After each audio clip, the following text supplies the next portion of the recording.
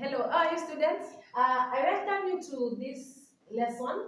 We are still doing this topic, Jesus and the 12 disciples. We are almost done, sorry. And the subtopic we are going to look at is the person of Jesus and his identity. The person of Jesus and his identity. The objectives, by the end of the lesson, you as the learner should be able to describe the person of Jesus and his identity and give lessons learned from the person of Jesus and his identity. So, the person of Jesus and his identity, what is the meaning of this? This means that Jesus wanted to know whether disciples knew who he really was and whether other people knew who he really was.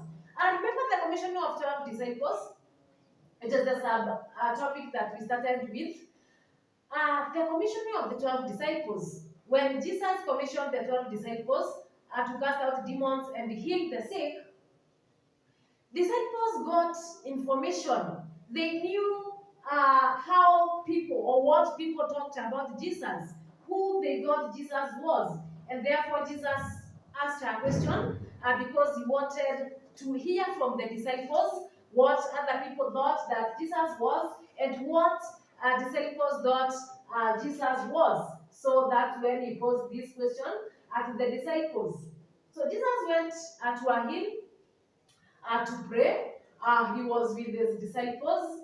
And when he was done praying, that's when he asked them this question who people thought he was, and who the disciples thought he was. So it goes like this. Jesus asked the disciples who people say he was. They responded, some say he was John. So people responded that Jesus was John.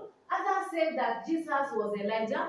And others thought that he was a great prophet of Old Testament who had been raised from dead. So this is how people understood from outside.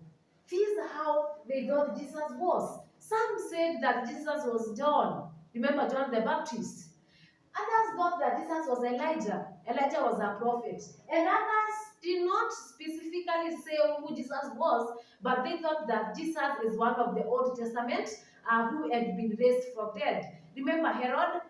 When Herod heard about 12 disciples, the commissioning of 12 disciples, the great work that they did, he wanted to know who Jesus was. And he sought to meet Jesus. So the same case, people thought that Jesus was Elijah. Others thought that Jesus was John. And others thought that he was one of the great Old Testament. Remember, Jews were expecting a Messiah, but because of the expectations, some really did not know that Jesus was the Messiah. They doubted it. They doubted it. And then when these disciples responded like that, Jesus then said to them, but who do you say I am?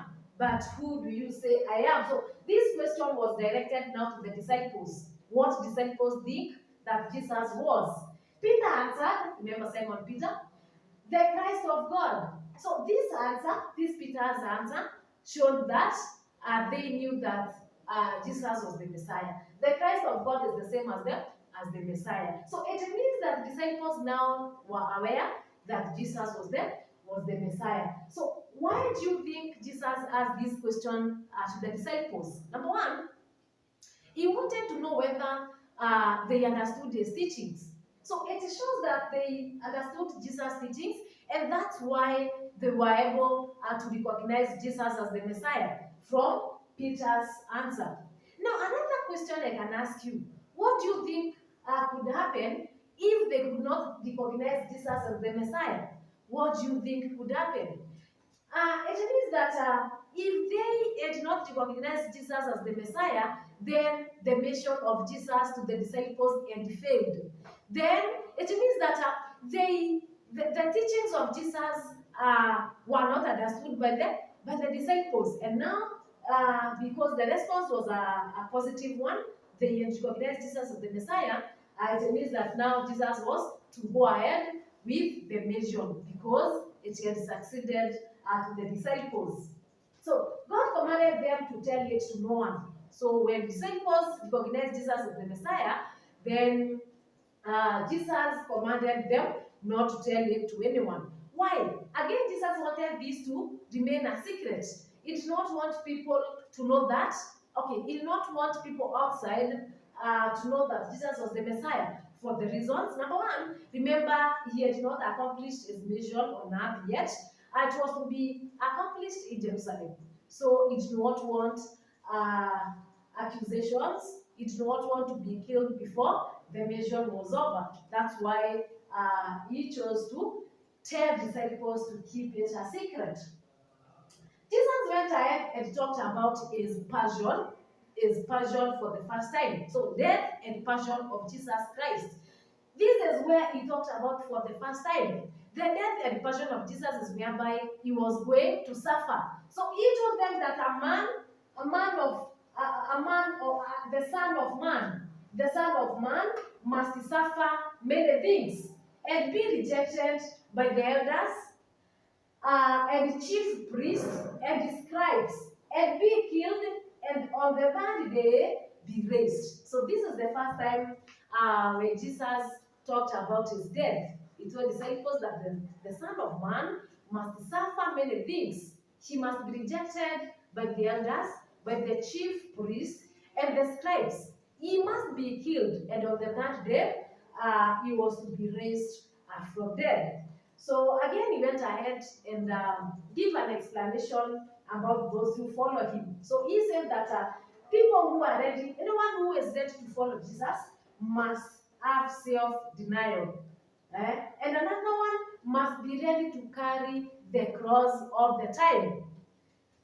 For whoever loses his life for his sake will save it. Whoever who loses his life for the sake of Jesus will save it. And whoever who saves it will lose it. Yes, so it means that whoever is ready to follow Jesus must do what? Must go through rejections, must also suffer. Must also suffer because it is not an easy task. You must suffer, you must lose your life. So when you lose it, it means that you will be rewarded. Later, you will find it.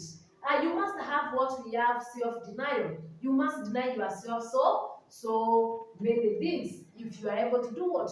To follow Jesus. For example, withdraw yourself from maybe having family or from families. So that's what we call self-denial. So this is all about the person of Jesus and his identity. Remember that Jesus asked the disciples a question. He wanted to know whether they recognized him, whether they knew that Jesus was the Messiah. But Simon Peter recognized it. Simon Peter was able to identify Jesus as the Christ of God. This means that Jesus is the Messiah. And he was able to know what people outside said about Jesus, what they thought Jesus was. And we said that some thought Jesus was John, others thought Jesus was Elijah, and others thought Jesus was one of the Old Testament prophets who had been raised from dead. Then God went ahead and talked about his suffering. He said that he will suffer many things, whereby he was to be rejected by the elders, by the chief priests, and by the scribes. He was going to be killed and be raised on the third day. And then he explained about following him, what it meant. For example, one must have self-denial, be able to carry his cross every day, and then to lose his life. For losing his life was a way of saving it for the sake of Jesus. So that's all about the person of Jesus and his identity. Let's move to another subtopic that we have. But before that, let me outline a few lessons learned from here. So what can we learn about this, the person of Jesus and his identity? We can say that Jesus is the Messiah. Jesus is the Christ of God. From Peter's response, from Peter's answer, we are able to see that Jesus is the Messiah. Another one, we can say that for one to inherit the kingdom of God, or for one to serve God, must have self-denial, must be ready to carry the cross all the time. Yes, because Jesus said that. Another one, we can say that Jesus has power over death. Why? We can see Jesus saying that he was to die and be raised from dead on the third day. So that's what we can say about that. Remember, we said that lessons learned, we just get them from the stories that we have. So it is not a guesswork. It is not a guesswork. We must be able to understand the story that we have so that we can be able to come up with lessons learned. Another one you can say that Jesus was like a prophet. Remember Elijah here? Elijah was a great prophet.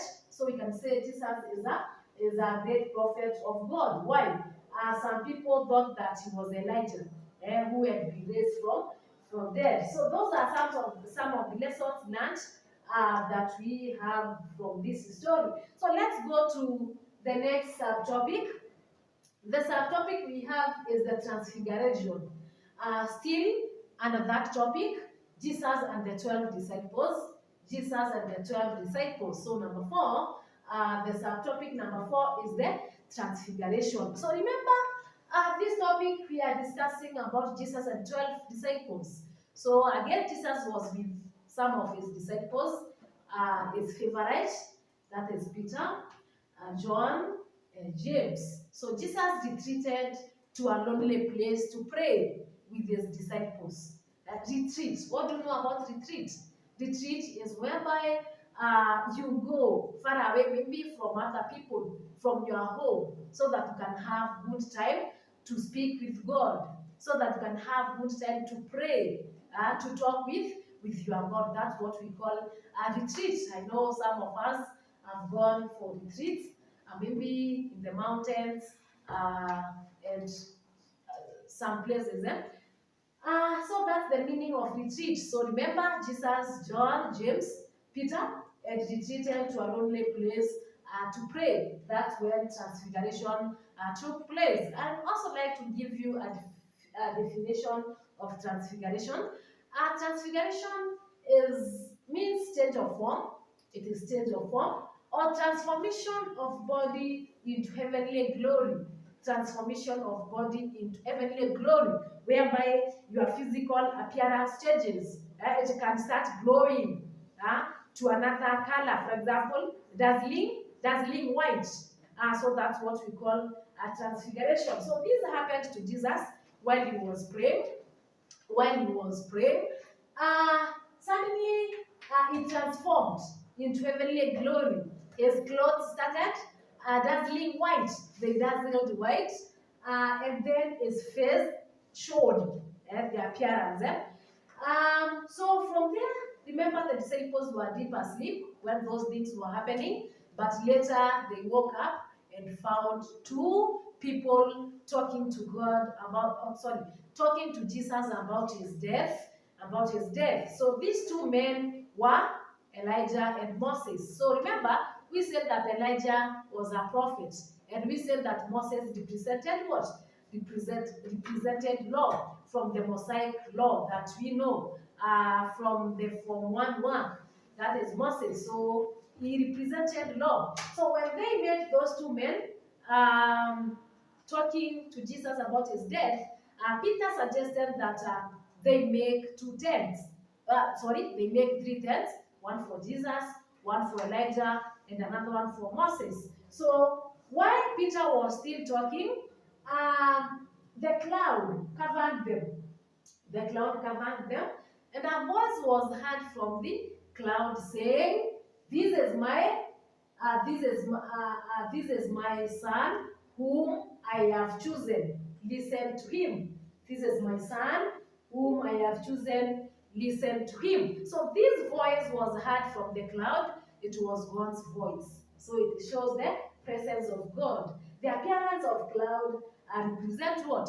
The presence of God. And the voice that was heard, it was God's voice that was speaking, saying that, "This is my son, whom I have chosen. Listen to him." So this shows that Jesus is the son of God. So that's all about the transfiguration. We are going to look at the significance of transfiguration importance of transfiguration in our next lesson. So whatever we are going to discuss about transfiguration, we are going to get them here. So make sure you are able to describe transfiguration.